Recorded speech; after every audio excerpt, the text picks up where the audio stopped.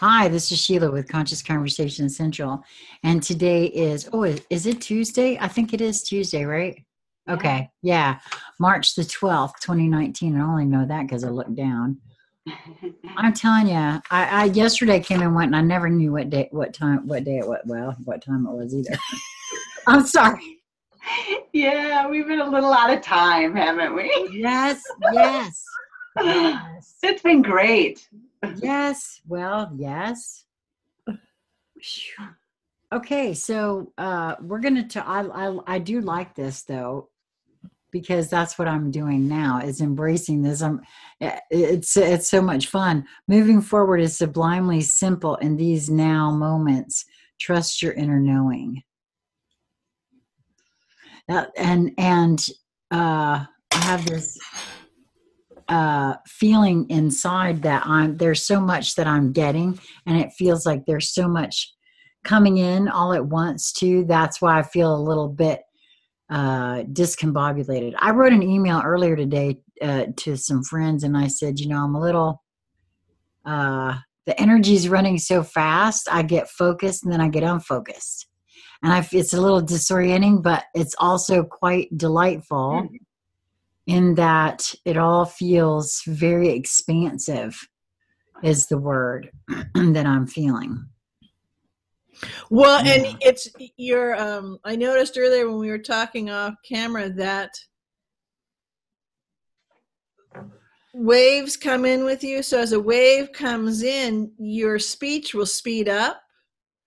It's not like you're talking in fast, but it's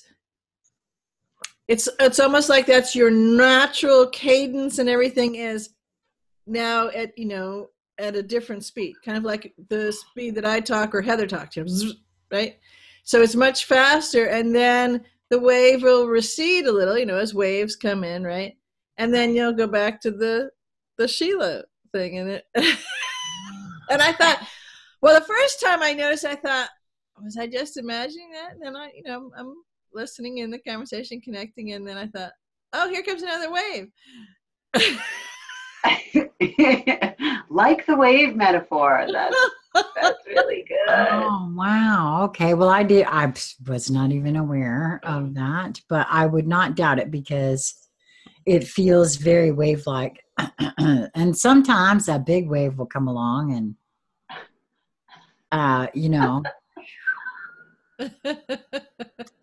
yeah. So, I don't know. That's what I'm saying. It feels simple, and yet I'm just remaining open to everything and anything and everything that presents. And I'm having experiences that, especially when trusting my inner knowing, make them that much more rich and full.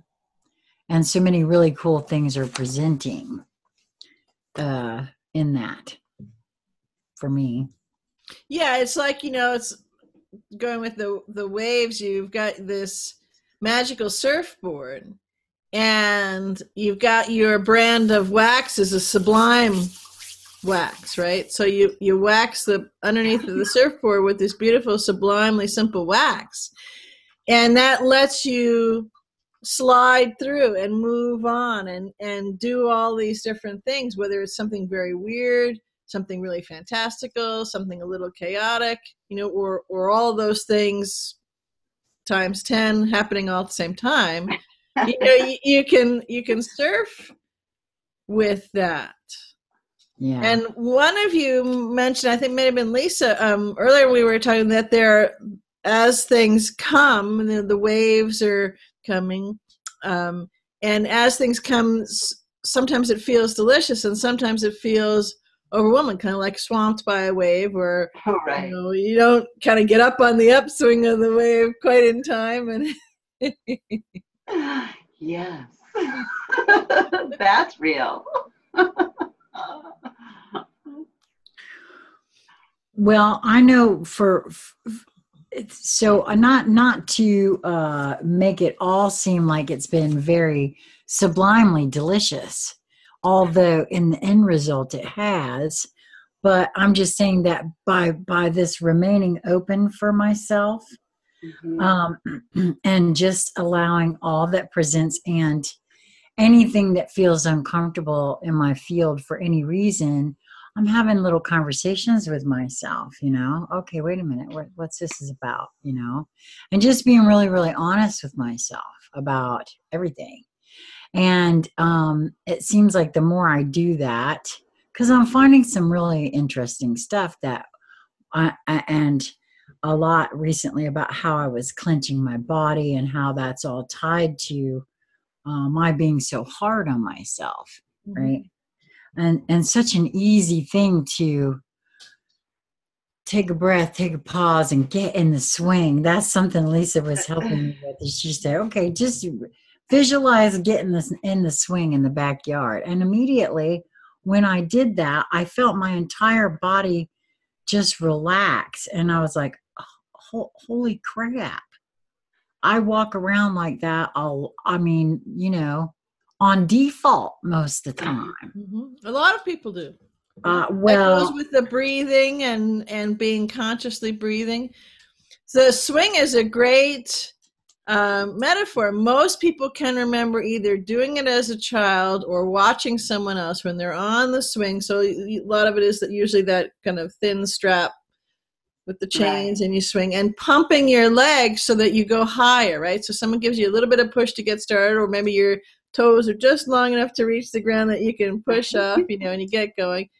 And then before you know it, it's sublimely simple. You're just, back and forth, and the swing of your legs begets more swing of the swing, and there's this beautiful fluidity to it. So one of the to bring that a little bit more forward is if you're the moving forward part is a choice because it's a direction. So you could be moving in circles, you could be moving standing still, you could be moving backwards, you could be moving, sideways at an angle that way, or so and it sounds funny when I say it, but again, it's noticing where your momentum is, where your movement is, and are you consciously choosing that? Do you realize that you're doing that? Right. Are you running away from something? Are you because a lot of times people will mistake the whole kind of intention and energetic frequency of, oh, no, I want to get somewhere. And what they're really doing is moving away from, running away from something that they don't like here, which is not at all the same as moving towards what you want. No, exactly correct. Now, wow. So one way you could start to play with it is sit down or stand by a tree or wherever in a comfortable place that you're giving yourself 2 minutes. Everybody's got 2 minutes. So 2 minutes, and set a little clock, on your timer on your phone, or an egg timer, it goes click, click, click, or whatever it is. But actually set some moment of time. Then you can forget about it. So set it for 2 minutes, and then, so you can dive right into it. And have a connection, a conversation with, and explore. You could start with, it's easiest to choose, to say, where do I want my movement to be? Do I want to move forward? And if you say, well, yeah, and that it kind of, the frequency is, well, of course, duh, and that's where I am going.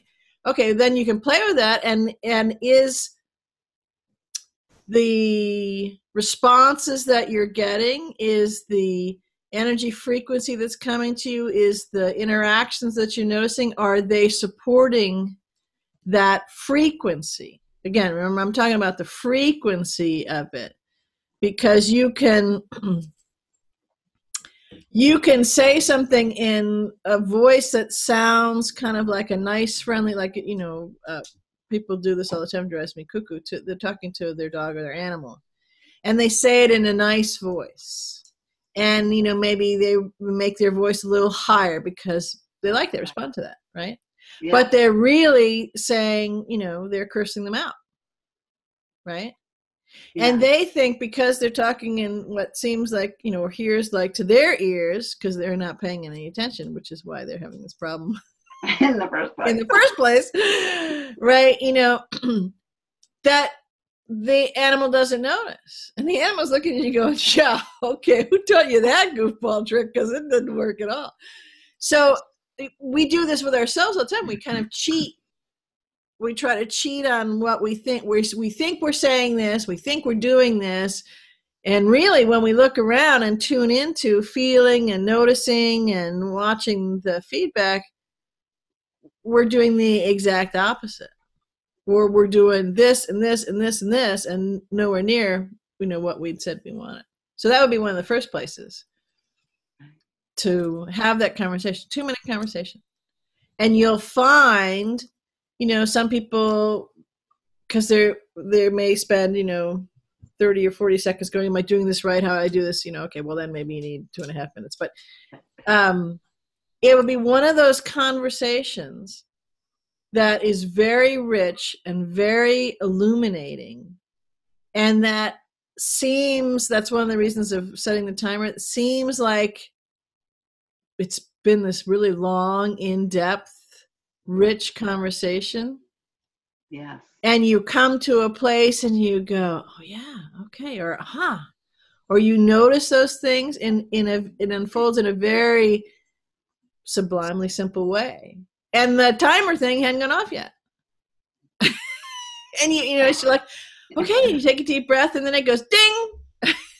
and it's a moment out of time conversation. Yeah. I've had several of those recently with myself. That's what I was saying. I've had, and to be honest, there's something else too that I noticed. And that is the swing metaphor has been with me for a very, very long time. I've been trying to tell myself about getting in the swing. I even posted a whole thing on these swings that I wanted to build in my backyard. For that. One time on Facebook, I went to a big show. I showed everybody that would look at it with me. They're made out of trampoline that, most of the time people end up throwing trampolines away because the legs break or whatever. Yeah. But you can use the base of it to make a swing. I've seen them, and they're and I want one. I have wanted one, and so it was like the minute I saw what was happening, I also saw or felt. I keep saying saw, and I think I see it at the same time as I feel it. I think that might be why I use that terminology now. But I saw my swing. And I saw the fact that I've been trying to communicate this to myself for a long time. And, I didn't, at least this time, I did not immediately go into berating myself over the fact that I didn't see it earlier, though. So that was really quick progress for me, too, because from when the swing metaphor first came in and I realized it, to then realizing that, oh, wait a minute, you've been trying to tell yourself this for a long time. I was very surprised that I didn't turn around and try to beat myself up right away, but it was nice. So. And the swing is a wonderful metaphor because there's, to go back to the kids' swing, right? And when's the last time as an adult you sat in one of those swings and swung? there's something very sublimely simple about it and very freeing, and that movement and that momentum and that the kids swing is different than we do have a swing in the backyard here that Lisa and Albert brought with them daily if when they the weather's move. accommodating. Yeah, when the weather's nice. Well, see, I'm a little older now, and that tiny little strap seems to be not ample enough. right. But my swing is a wooden swing with a back. Oh, okay. Well, yeah, I mean, you can even just, the nice part about not having a back is because then you can really, get it. Swing back, yes. Well, okay, so I have created a new way to swing in my swing because I need that swing, okay? So I really do. I have needed that since I was a child. I just enjoy it for some reason, like just as an experience. So I want to swing back and forth, but it's really hard because my bench is just a little bit off the ground, right? So I can't tuck my legs underneath for that feel that you're talking about, BZ. That feel where I will let myself fall as my feet, and I aim my toes very specifically for the sky. And there's this thing where I really had the desire to fly. This is a part of why swinging is so sublime for me. And I'm reaching with my legs and my whole body, and I allow my head to dip down just enough so that when it comes back up, woo, there's a little thrill. Anyway, I've been missing that, right? So I found this way to swing on my swing, where I just hold my feet out straight in front of me because I'm trying to get that dive feel again. So I'll push off and get a little momentum. And I find that if I just keep my legs, and this is a very good exercise for my legs too. So I hold my legs out just straight, and I use my feet to pump as though I were my legs. So instead of going under, my feet point where I'm aiming for the sky, and then they flex. Yeah, kind of like fins when you're scuba diving, except you're swing diving. I've even gotten myself to that point where I've, I laid my head back and woo! But it's that self-genesis that you do. You're creating. You're from this apparatus. You're making it go, because if you stop that decision of forward momentum, right, a forward movement, then it stops. Yes. So I guess one thing I would play with here with both of you is have either of you committed consciously to the concept, the feeling, the frequency of moving forward? And yes, do you recommit, or how often do you recommit to that?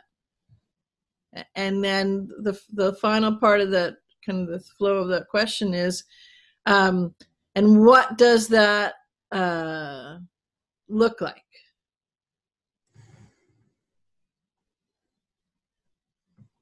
Okay, I'll start. Yeah, for me, because I feel like I've been sharing a little bit of this with Sheila lately.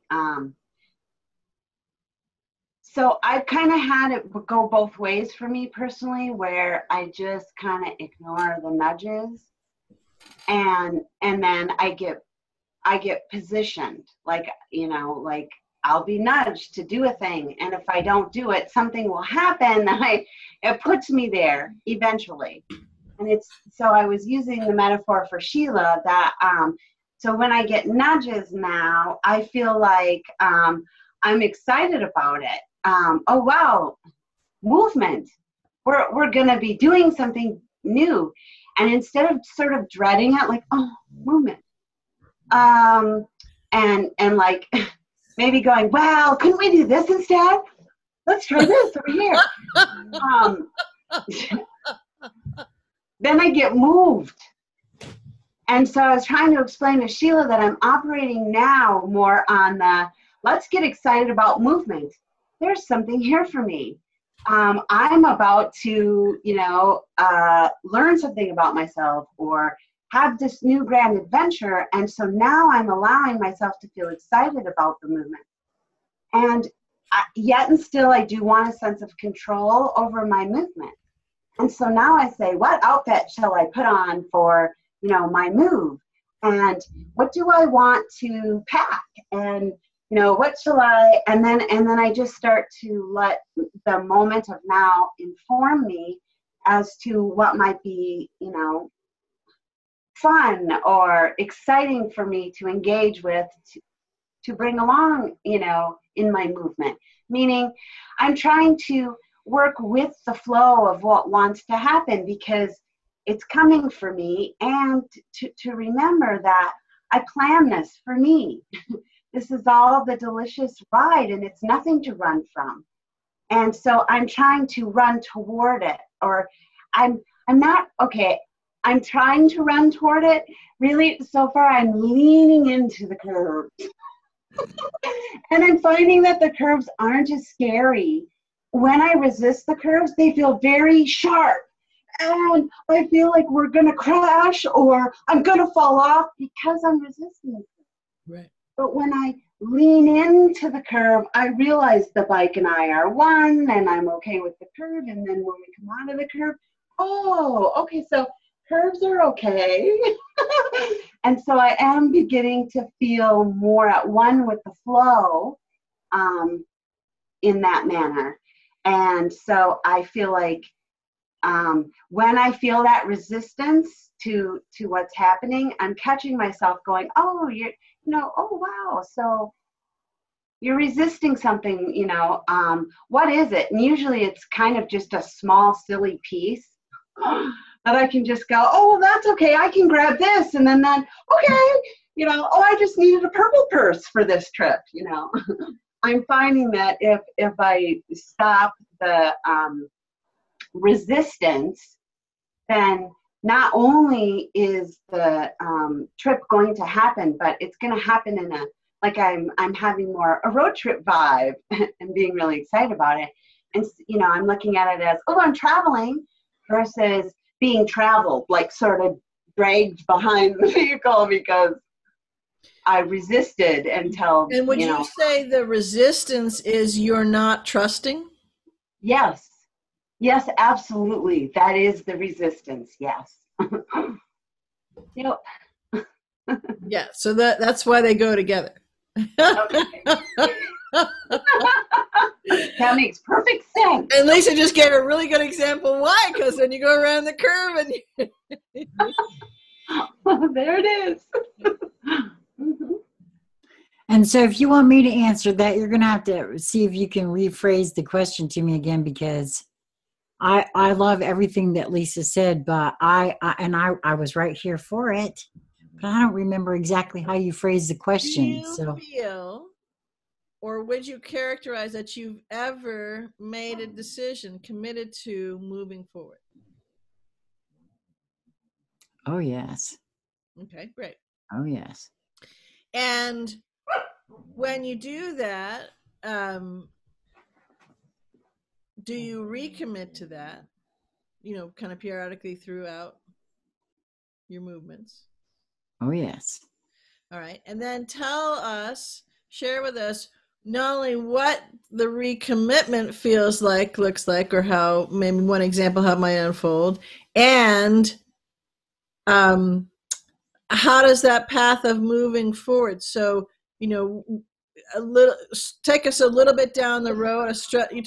Share with us a stretch of road, like Lisa just did, a stretch of road that you're moving forward, and what does that feel like? What does that look like? What do you encounter? What's a kind of an example?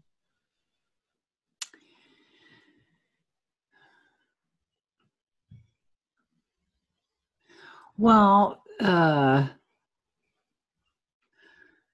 whole time you were speaking there, the only thing I could think of is, again, the trusting oneself.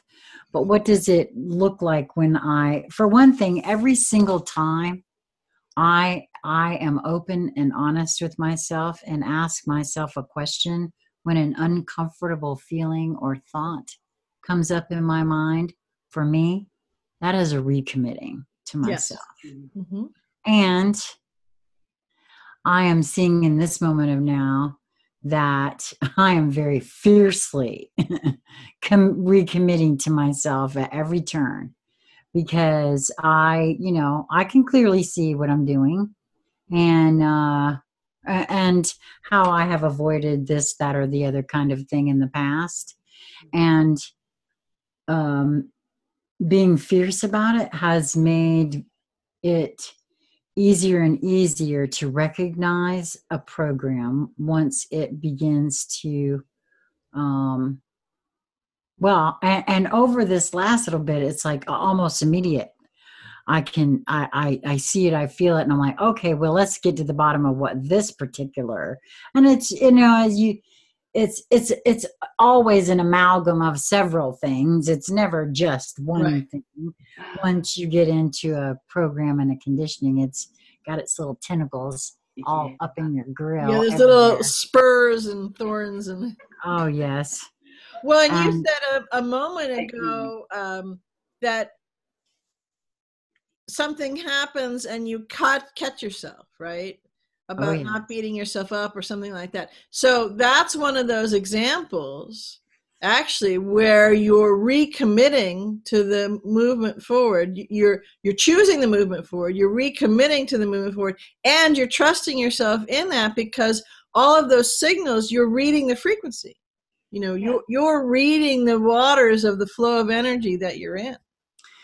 Well, and I'm very clear that, and it's getting better and better for me in that I've not known myself on an intimate level whatsoever, and I crave intimacy.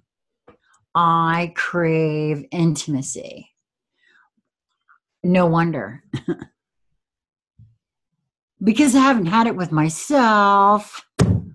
Okay, I'm sorry, that was the first thing I really finally saw that. And getting to know myself and really honestly look at, okay, well, is that, am I sure that's something I'm even interested in entertaining over here? I mean, really honestly looking at all kinds of things in my life, and only really, that's why for me that whole moving towards what makes my heart sing it feels so important, because I mean, why do I'm not interested in going towards anything that's not of that. So anytime that comes up in me that isn't of that, time to see what that's about for me. And all of that feels like a recommitting in every moment that it comes up, because it's not one and done. No, and it's not one a day. It's and it's not, Tuesdays at 5 o'clock. None of that. Yeah. But it's also quite fun and quite funny, depending on how one approaches it, because I have laughed more at myself than anything else, really. I mean, when I realized that I had just saw for the first time that whole piece about relaxing my body, and then was turning around and getting ready to beat myself up for not having seen it sooner. I did see that right away, and I was like, wow, that's pretty bad. You saw that you've been beating yourself up to the point of keeping your body like this. And what do? The first thing is, whoop, that program came right around and going, well, gosh, why didn't you see that before now? And I'm like, no, of course. let's cut ourselves some slack now, right? I saw it immediately. But it was so funny to me because that's that. Now I get that loop thing that happens when you're not paying attention. And that's what I now see that I didn't see before. I was doing that a lot. That's a real loop one gets oneself stuck in there. Mm-hmm. And someone just asked, well, is the choosing of movement forward, is that with just one big thing? Like I want to change my location, so that's movement. It could, but what really this is encompassing is the totality of you and the frequency, realizing that you're the driver of the frequency that you hold. You are the driver, no one else. Not she did something to me, or he is this, that, and the other thing, or they're, they are not. Okay, all of that is a choice that we move through. And yes, I do understand. I could give you so many examples, and the ultimate to go on the wide aperture and looking back of the why it is sublimely simple and sometimes excruciatingly difficult, is because that's part of the major part of the process of evolution, of ascension. Not only right in these moments, but since we're eternal, those moments henceforward, that we and all of sources, multiverses, will be encountering and creating and co-creating. So in a day, you can have different choices of movement forward when you encounter something. When you encounter, let's say a tweet or something, and you're encountering a frequency that's within that. Part of it is the energetic envelope that the being who created whatever it was, the blog post, the tweet, the this, the that, okay. And then if you're connecting with and partaking with the conversation right there, so you may see a lot of things on the screen, right? There's a character to, there's a scene set, a stage, an energetic frequency in that envelope, but it's actually in multiple layers in the ways I just described it. And so in that moment, that particular thing is a good example of, choosing to move forward and choosing to do it in a sublimely simple way and trusting your knowing and all of that. It could be just one thing. Oftentimes, though, when you're fully engaged with that noticing, that choice, that doing it consciously, right? That trusting the nudges, the signals, the knowing, that whole flow, the whole way that you're reading the data of all of it, the internal data that comes up within you. Maybe there's memory, maybe there's integration, maybe there's just in the tangible linear way that, the stupid thing someone just said, or the chaotic thing, or the, thing you really agree with, whatever it is, right? Mm-hmm. That oftentimes when you fully meet that, when you become subject to one another in that envelope, okay, you and the energy of that. I'm not talking about that you could be directly talking to somebody else, but just that whole energetic envelope. Oftentimes when you fully, completely, genuinely, consciously meet that, that is your, in that moment, another way to describe it is that it's like your trigger for the day of a recommitment, either a choosing, if you haven't ever done it before, to move forward, or recommitting to move forward. Because you're not mindlessly just reading or watching or listening to or speaking or whatever the, thing that's in front of you. You are consciously engaging with it. And that means that you're consciously choosing how you hold your energy, the energy that you are holding before you came to this envelope, while you're in the envelope, when you choose to interact in whatever way that is, and that could be leaving, it could be writing back, it could be, verbally speaking up, right? So that's all part of that. It's just, it's very, very much to, we were talking a bunch off camera before, very much akin to the breathing. This choosing, because it's almost like it's not almost like, it's exactly like recalibrating in that moment the frequency that you're on, that you're choosing to be on. And so because you have done that, because you've trusted that whole flow and the inner knowing, you are not, you talked about being fierce, you're not letting anything dissuade you from that. And you can then see and sort and sift and winnow right then and there, I don't need to play with that. Or I could dive down that and just get some data that I need from it, but it's not a deep dive where I'm fully immersed in it. It's just enough to gather the data, right? And unpack it later, or it's a piece like, there's a puzzle piece that fits in and the tumbles come untumbling and you go, oh, okay. And then you go, but all of that is conscious, just like the breathing, conscious. So yes, just like we have the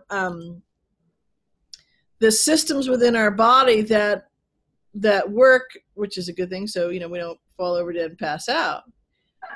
But because we have so much distortion that we've taken on and distraction that we immerse ourselves in intentionally, whether we're conscious or not of it is a totally different thing. This choice of movement and this choice of how we're navigating and where we're choosing to go is only up to us.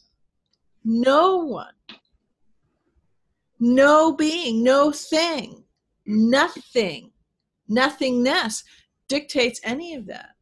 Source, which created everything and created us, does not dictate that, because that isn't how Source works.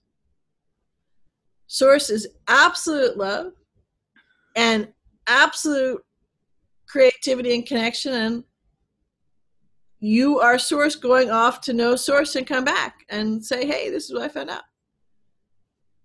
So interjecting, don't do that, is kind of stupid.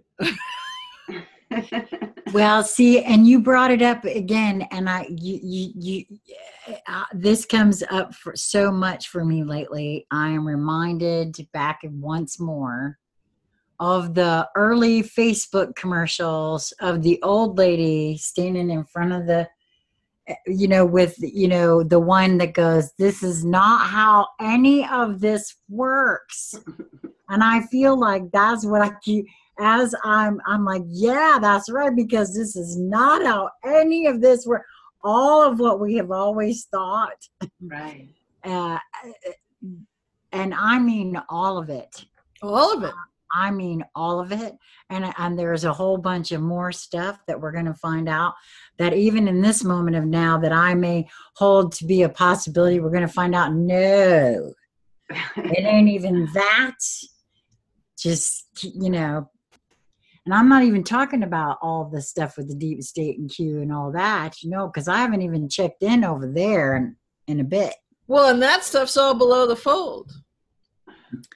Right? Yeah, for me, it sure is.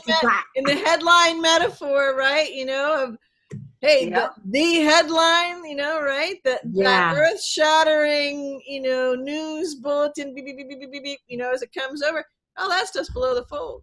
Yes, yeah, that's the way because granted, it's huge, but it's below the fold. So that should tell you that what's above the fold is way, it's just, I don't know.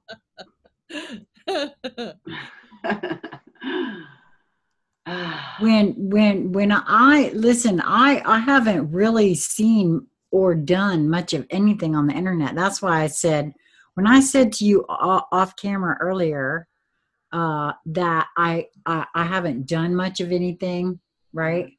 I meant I haven't looked at much any kind of videos or anything. It's been mostly staring out the window again and just really not thinking. Really, oh, I know too. I've spent a lot of time with this fella. So there's that too. And then I just don't even know where the time goes sometimes too. It's like I don't even remember what I was doing. And then I'm sleepy. So, you know what I'm saying? There's a lot. But I'm just trusting that because it's all feeling really delicious and easy, much easier when things do come up. And it's, someone just said, well, that's easy, but I got to work. So I'll say two things to that. First of all, me too. And second of all, no. First of all, when Sheila characterizes it, well, I haven't, I'm not doing anything. I don't remember what I'm doing. Well, that may be fair that she does not on a linear brain, right up here, cognize what it has she's been doing. Although Lisa mentioned this in part of the conversation, she kind of rattled off a list as well. And I said, well, from what you just described, this is what, I'm giving you a list of what you've been doing. And that was a very long list. And it left out about 98% of the list. Well, yeah, I mean, and I will say that I think that you were smack on about all of that, both of you. Our bodies are repairing themselves. And my body, in my physical vessel in particular, has had a lot of damage done to it. I mean, a lot of damage. A lot of, I've had over 20 surgeries, all that kind of stuff. I have stuff, all kinds of rearranged up in her. And yeah. And so there's a lot of damage that has to be. So when you pointed out that, yeah, so all of our bodies, our DNA is changing and there's different things occurring within the body. And I know that's true because I've had all kinds of stuff go off at different times and feel different kind of ways. It doesn't, any of it last for very long. But again, because of all that damage. So I'm, oh yeah. And just now I see that, hey, wait a minute, that was actually being hard on myself because, yeah, I'm actually doing quite a bit. Well, and that's what, there's again, I didn't see that one though. I did not see that one. Yeah. That's one of those choice points of moving forward. Well, I don't know what I'm doing. I'm not getting anything done. I look out the window, and the next thing I know, it's like hours later, and I haven't done. I'm not unhappy about it because I know something's happening. No, I know, but I'm saying that's the normal thing, right? Yeah. So in there's a choice to move forward or not. Right. Right? Yeah. Consciously, trusting your knowing. And didn't we just a few moments ago talk about how nothing is as it seems, and that what you think is a certain way is, you'll find out is very different, unfolds in a very different way, holds so much more of it than you had ever imagined, and that's all above the fold, right? Okay. Yeah. So part of the there's euphemisms in, certainly in this country and various ones in different cultures all over the world, but you have to be a productive member of society. Yes. And then they hand you the book of what the productive is, right? And how that fits. And if we're all so bloody productive, then why do we have all of these? Why are there people starving and yada, yada, yada, yada. So because we're following the book and because we're in productiveness in the frequency that is actually not productive at all.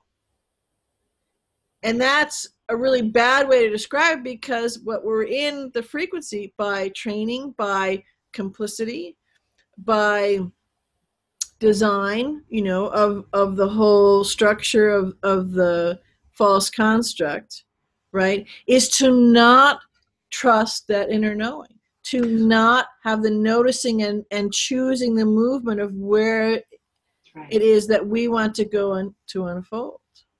Well, see, that was one of the questions that I heard just a little bit ago, a little earlier when you were speaking, and you brought it right back again to it again, is that, how do you trust your inner knowing? Well, I have, in particular, have struggled with that a lot.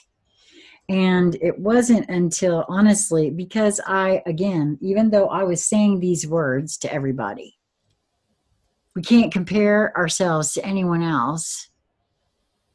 If so-and-so's got this on board, then I'm not, and this and that and the other. And I did a lot of that. I compared myself. Because that also gave, we all read articles out there about others' experiences, which is cool. And it might help inform, even with my own might help inform you in regards to your experience, but it is by no means what your experience will be. Because I was doing that. I was comparing everybody else's experience and saying, well, I'm not getting that, so I guess I'm not getting it. Well, wait a minute. Hold the damn phone. That wasn't even true. It's so much so that now I know that not only have I always been connected, but I'm almost sort of uber connected. And I'm okay with that. I don't know how to wield it quite yet, but I'm learning I don't mean wield, but how to pull it back into myself and, direct it. Thank you for that. How to direct my focus and attention properly and things like that. Well, wielding it actually is a great way to say it, because you're wielding the sword of truth. You are wielding that focus, that ferocity to choose your frequency and to stay in it. So actually wielding, from your my power perspective, is true. That's power right there. That's true. Yeah. Love Well, I knew you were going there, because that's exactly what I have this huge obsidian sword that I wield quite well as well. So yeah, I guess that's what I wanted to say about, because I did hear someone say, well, so how do you trust your inner knowing? That's so tough. Listen, when I first started all of the, yeah, there's that. Well, there's certain clues and tips, tip-offs that you can use. I'll get to those in just a second. I remember it's knocked 3 times, so I'm going to say it. As a wonderful dear friend, who I've never met in person, and I'm pretty sure she's seen my face, but I'm pretty sure I haven't ever seen her face. And I've known her since 2007. And up until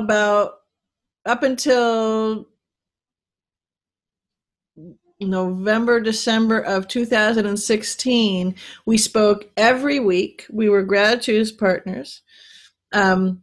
Anyways, and the story is, there would be, she'd compare, I would describe something that I was experiencing. I remember, I think the first time it was that I was hearing the clouds breathe, and I was describing that and something else. And she said, oh, that's so cool. I don't get to do that. And I laughed. And she said, what's funny? I said, well, you're the one who talks to dead people, so what are you comparing yourself to me for?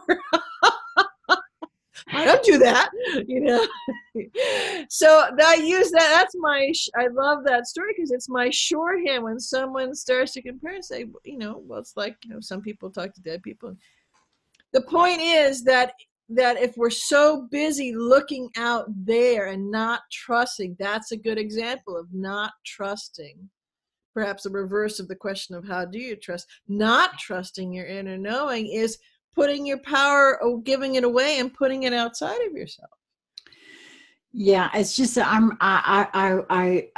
because I do remember that for me that I actually started asking the question, when you say you just know, what do you, I mean, I so didn't get it. Lisa heard me say that. I remember that conversation. Yes, as a matter of fact, I think there it were is several of them actually. Yeah, the One People Roundtable, I think, is where that was actually, because I was wasn't I asking Danny Arnold McKinney that question? Yeah, I just did not get it. I really just did not get it. Supposedly, oh no, I got it, but I mean, I get it now. I'm not quite sure why I lost it or I forgot it or whatever it was. But it's been quite delicious now to know that how does and you're right, the practicing and noticing. Oh my gosh, that's the other thing, the noticing and really just opening oneself up to noticing. That's how I ended up being able to, because if I'm open to seeing and feeling a thing, well, and noticing if you're kibitzing your knowing. Yes, well, that's a good clue too. Yeah, right. Because I now know I've done that before. Right, you know that. Yeah. Are you doing that to your knowing? Are you right? Yeah. La la la la la to your knowing? Are you kibitzing with your know? You know, so yeah. So I'll ask myself. Oops, sorry. No, go ahead. Yeah, like where are your credentials? Right. You know, who made you the expert? Honestly. Well, that's right. But you just gave a beautiful example of that's knowing, talking, and the that came as a response to. Yes. You are not trusting in that example. You're knowing, and vehemently so not trusting your knowing, and kibitzing with your knowing, and doing that to your knowing, right? Yes. So that would be in this conversation focus. That's a beautiful choice point of choosing. Are you moving forward? Yep. I love that. Yeah, I adopted the phrase "do it anyway," even though I don't have the credentials.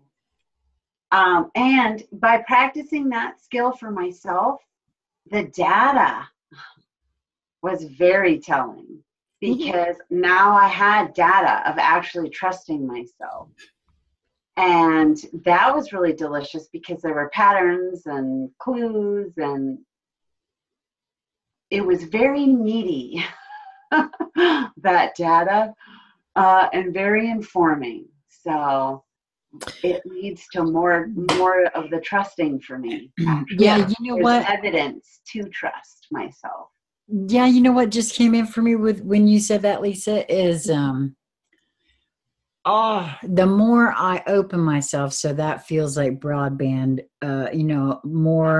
more I'm willing to take in, the more I'm willing to look at in regards to me, how I feel, what's causing that reaction. Well, it doesn't matter what it is, just really just feeling into it. That feels like, I don't know where I was going with that. Okay, so apparently that was it. Just open. And I'm sorry about the laughing earlier, but I have to share this because all of a sudden I got this comedian thing going on in my head. When you said, where are your credentials earlier, Lisa, the funniest thing came into my head. This is how I'm coping, by the way. So I saw, have you ever seen a guy with a fake FBI badge? He goes, He's like, Here's- no, that's a little game I'm gonna play with myself now. Where's your credentials? Hey, I'm the expert on me. That's it. That's all you need to know. I'm sorry, that was so funny. I had to share it because I know everybody's like, what the hell is Sheila laughing about over there? Because I can't figure that out. That's what it was. I keep saying my life is a sitcom, and all of a sudden I'm realizing it's apparently in my head. Because a lot of times I'll say what I'm thinking and nobody else is laughing.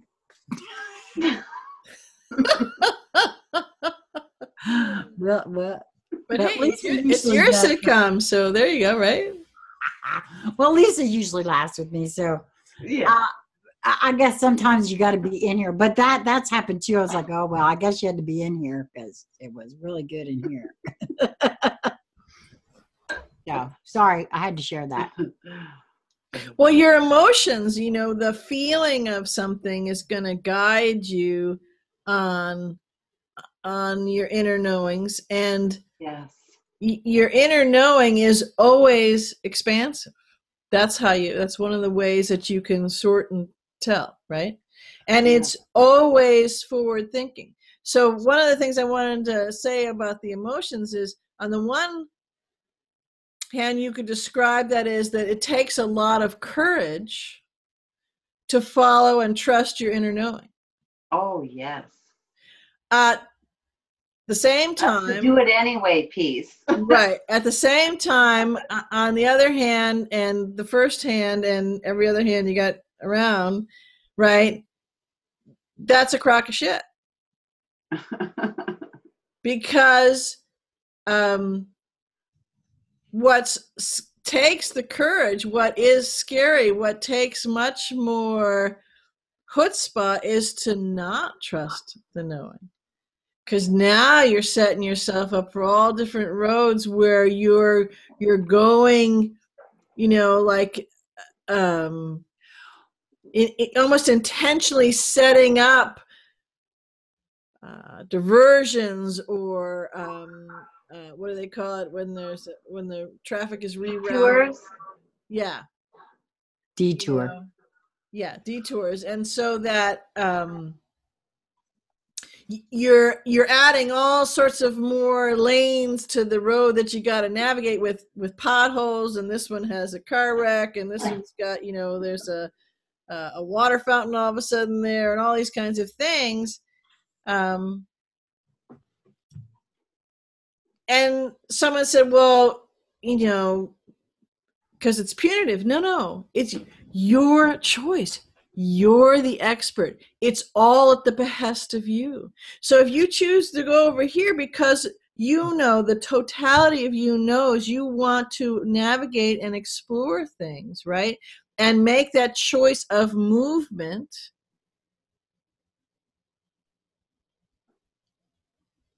it's all data.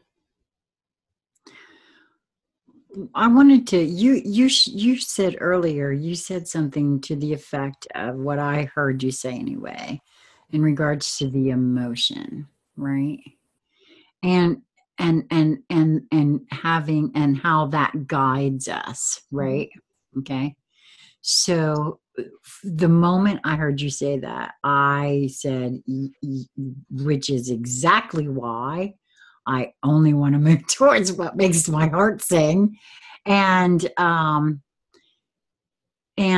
finding it's not all that hard to do either. And I'm finding it also interesting why that seems to be so difficult for, I mean, that's an intellectual question. I get it.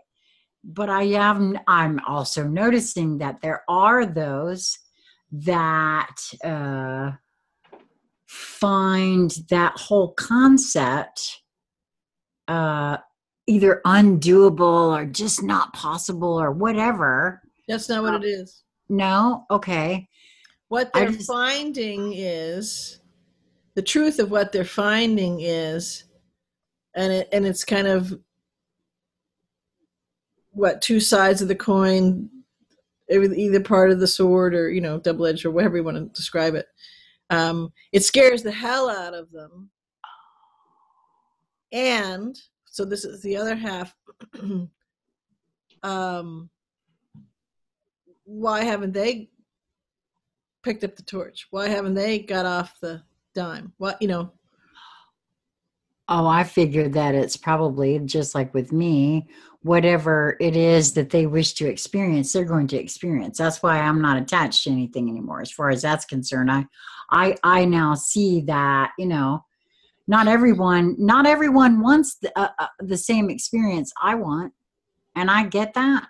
Right. And I've got that at a level now that has released myself from a lot of guilt and, oh, wow, I got really dizzy behind that. And a lot of savior meme, which is a lot of guilt, which is a lot of pressure, which is a lot of, right. You don't understand. You gotta, come on. Yeah, no. None of that has any place. No. And it's the only thing that has a place. It's the only thing that matters. It's the only thing that's important. It's the only thing you gotta do it. It's your mission until you choose your movement forward. And then it's sublimely simple to go, it's gorgeous. What and how they're doing it and choosing it and experiencing it is sublimely delicious for them, because they're the ones who are the extra for them, and they're the ones choosing it. And in you viewing that and encountering that and then having that reaction to it for you, right? It's sublimely simple as well, because you can see that. That doesn't mean that the love has gone away. It doesn't mean that the connection has gone away, but it means that the distortions, a large measure of them, have been stripped away, because there's not this false love, which really is just the anathema of that, because it's all fear. Right. It's all constriction. It's all more distortion and kind of that frequency chatter, because you're running up against something that is totally averse to that which is innate within you. So the trusting your inner knowing and the fact that it is sublimely simple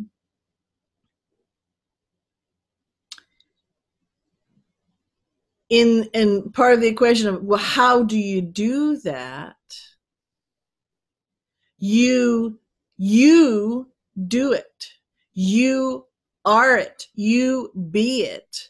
And you create it. That's the clearest, most specific answer to that question, because it's an inside job. You can notice other people doing it. You can go, what the are you talking about? Or what are you nuts? Or where's your credentials? You can go through all those iterations. And as you keep, oddly enough, that is a choosing to move forward, because you keep playing with it. You haven't walked away. You haven't gone the opposite direction, right? Keep playing. And then all of a sudden you go,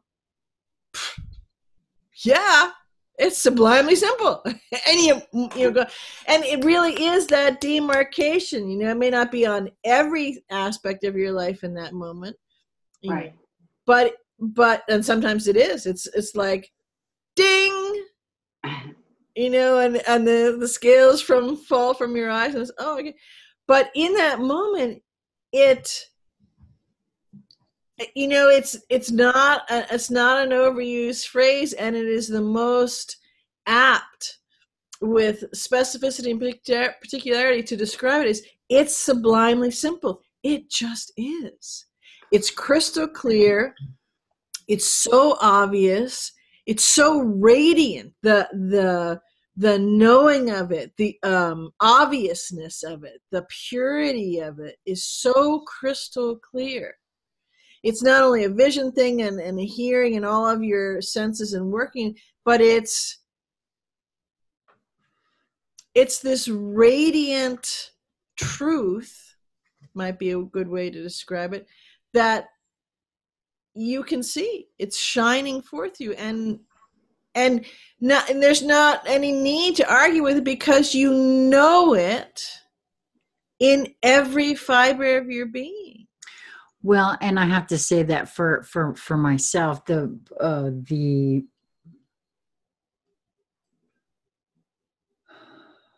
I had a genuine desire to have intimacy in my life. I didn't have it. And as I started noticing things, thanks to, you know, I mean, a lot of these conversations, for me, there's like these, there's a couple of tools that are like so strategically huge. That's the being open, the noticing, you know, not shying away from questioning oneself when one becomes uncomfortable. But again, that open part has to come first for that. But I guess what I was moving towards here for me is that after finally having oh gosh, I started on and I knew what I was going to say. It came in so cool and it just went bye. It's cool. Wow. This is new for me, and I'm not beating myself up for it either, because I'm going to make a note here. And for Sheila, this is particularly difficult for if we're separated out a little. So for the lower ego mind, linear Sheila, this is excruciatingly difficult, because for that aspect of Sheila, this is in the anathema. Oh yes, very much. So what you're watching is a beautiful choice and recommitment, right? And trusting the inner knowing right here, scripted, yep. to move forward and to have it be, to flow with it in a way that is sublimely simple. And I cannot tell you how good it feels to, and I love your what you said there, Lisa, about leaning into the curves, because I have ridden motorcycles in my life and I know exactly what that feels like. Mm-hmm. And I've enjoyed every moment of it. And every time you say it too, I'm also reminded of my experience. I had the most horrific, before I lost all of my teeth, I had really, sensitive gums, so much so that they would have to shoot me up with Novocaine all over the place and give me gas just to try to clean my teeth, right? And what I found out the last time when they actually gave me the gas finally to try to do something, if I just leaned into the curves with that gas and breathed a little deeper, because believe me, there was a lot of that going on, but it's the same feeling. I leaned into the curve and the pain wasn't as bad.